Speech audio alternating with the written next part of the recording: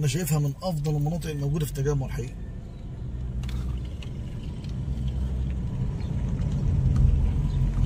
ده جزء، خلي بالكم احنا كل ده تقريبا ماشيين في حرف او في حرفين في جنوب الاكاديميه، ده جزء من جنوب الاكاديميه خلي بالكم. بص برضه عدينا هنا، ادي برضه جنينه، دي جنينه صغيره، دي بقى حاجه صغيره شويه بالنسبه طبعا اللي احنا شفناه.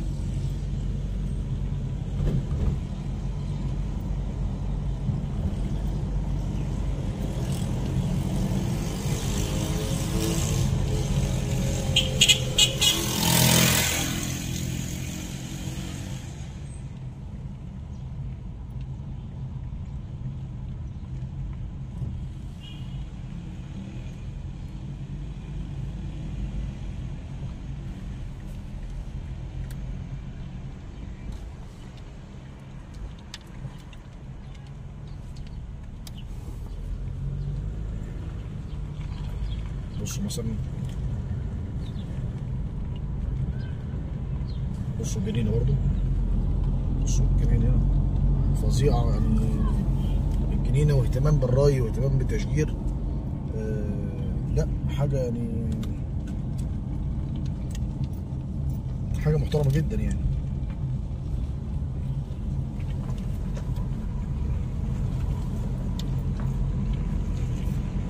لا في نفس، نتكلم مثلا على حاجه مثلا خاصه بالبيئه. لا اولا المساحات الواسعه دي بتخلق جو، عارف انت يعني عندك تنفس كويس قوي، المكان في تنفس كويس جدا، في هواء داخل، في شمس داخله، على عكس بيكون المناطق القديمه كان بيعيبها طبعا العماير كلها ملزقه في بعض مع تكدس عالي، الناس بتبقى نازله اساسا يعني خلاص يعني. خلي بالكم حتى نفس المناطق القديمه نفسها من كتر بقى الزحمه اللي فيها، اللي برضه مش عايز اتكلم في حاجات برضه علميه اكتر، برضه معانا ناس بتكلم على موضوع الاحتباس الحراري والحاجات دي كلها بتخرب الدنيا لما بيكون معدل العوادم عاليه والكلام ده كله بيرفع درجه الحراره طبعا. رجعنا تاني على محور اوروبا.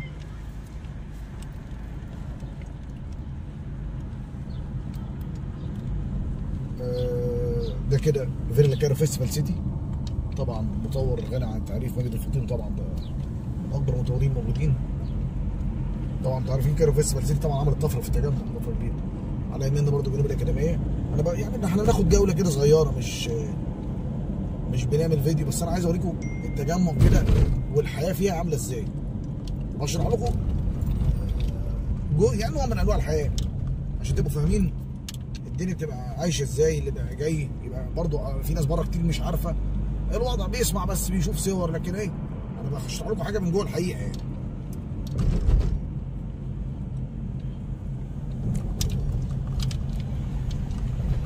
كل ده كايرو فيستيفال سيتي، فيلات كايرو فيستيفال سيتي على الشمال هنا،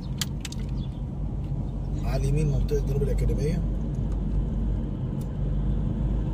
محور اوروبا احنا عليه دلوقتي، هيجي لنا على يميننا دلوقتي.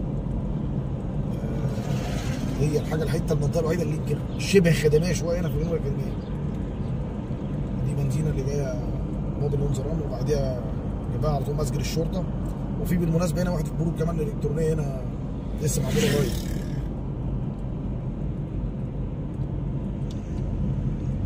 مسجد الشرطه طبعا معروف غني عن التعريف.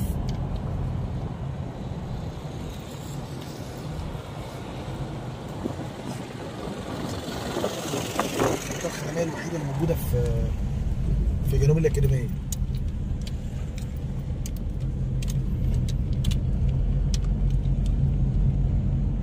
مسجد الشرطه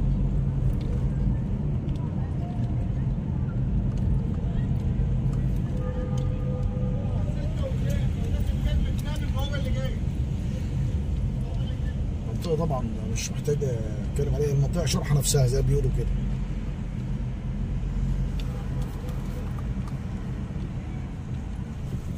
بعد كده المبنى اللي في الوش ده خلي بالكم يا جماعه، ده اعتقد CIC، اعتقد ده الجامعه الكنديه.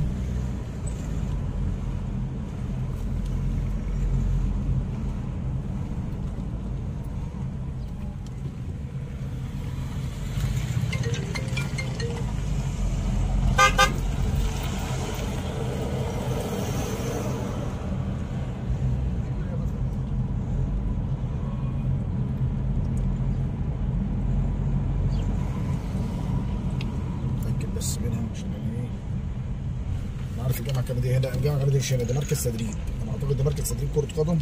الجامعه الكنديه قدام شويه. عفوا معلش، ايه الواحد برضه نسي.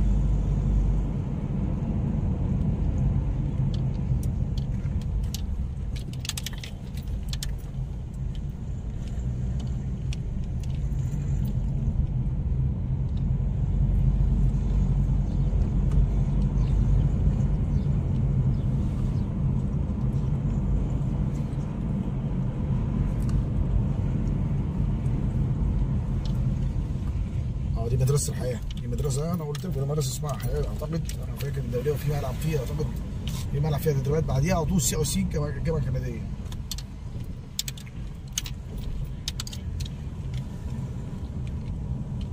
بعديها قدام شوية، ودي أحد المولات الجديدة.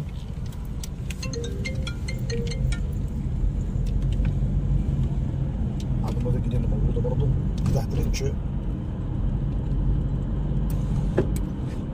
دي السي اي سي الجامعة الكندية اللي بعديها على طول مباشرة. أيوه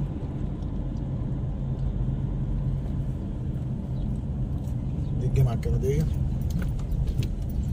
منطقة خدمية بحتة يعني. يعني المنطقة احنا بقالنا بنلف اهو حوالي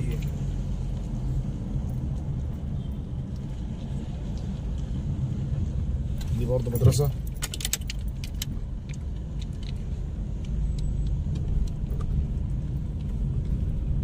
بيت بورتيان، يبقى على شمالنا هنا الجامعة الكندية،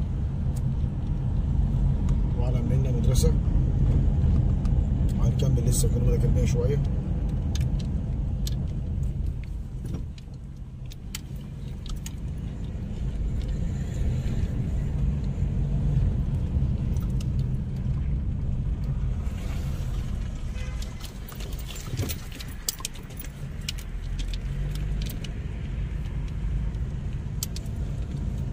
دي منطقة ديل على يميننا دلوقتي، الجنوب الأكاديمية ديل.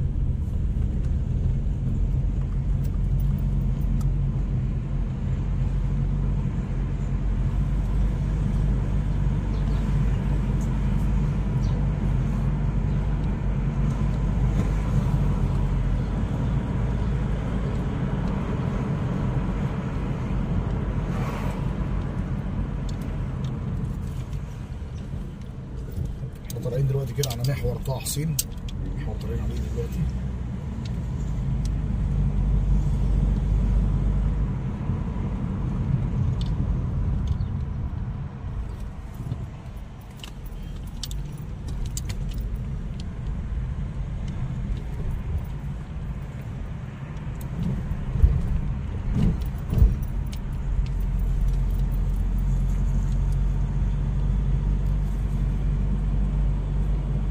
كده بنعمل ايه؟ بنعمل زي ما بيقولوا كده، بنجيب البرواز كله.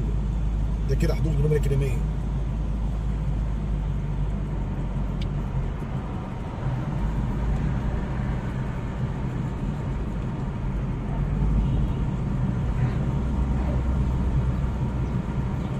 ده محور طه حسين.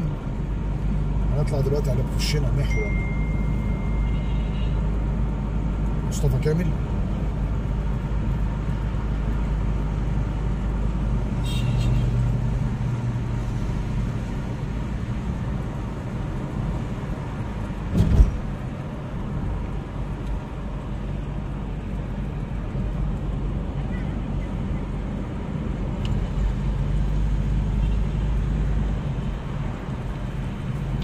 ماشي، ده محور مصطفى كامل اللي عليه، اخره 90 الشمالي على فكره.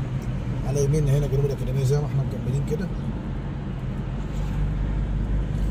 ان شاء الله الفيديو مش طويل، خلاص كده انا هكتفي بالاخير هنا من المحاور اللي احنا عملناها، واطلع 90 الشمالي تاني. اول ان شاء الله نطلع هكتفي. انا حبيت بس اوريكم منطقه من المناطق الحلوه اللي انا بحبها جدا في القاهره الجديده، منطقه جنوب الأكاديمية.